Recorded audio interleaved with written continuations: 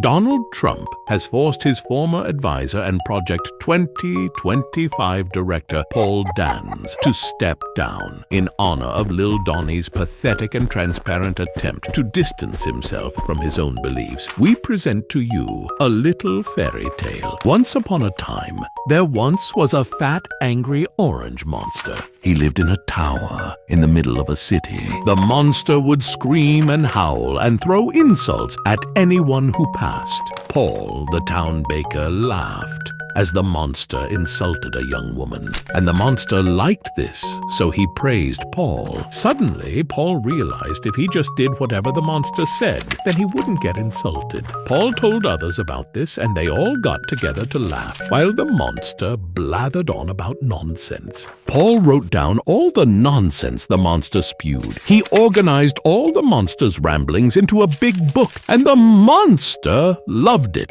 Everyone was paying attention to the monster. Everyone loved the monster. They all wore little monster hats and told the monster he was a good boy. The monster was so happy. People from neighboring towns came to see what all the fuss was about, and Paul excitedly showed them his big book of monster sayings. The people were horrified. The monster wanted to imprison pregnant women. The monster wanted to lock children in cages. The monster wanted to destroy the town school. The monster was a monster. Realizing that everyone hated his vile, evil ideas, the monster blamed Paul for daring to write them down. He opened his big fat jaws and swallowed Paul whole, then spat out his bones. The monster said, "See, I ate Paul, so now I never said these things." But the monster went right on being a monster, and the rest of the town, now scared the monster might eat them, continued to read the big book of monster sayings. Nothing had changed.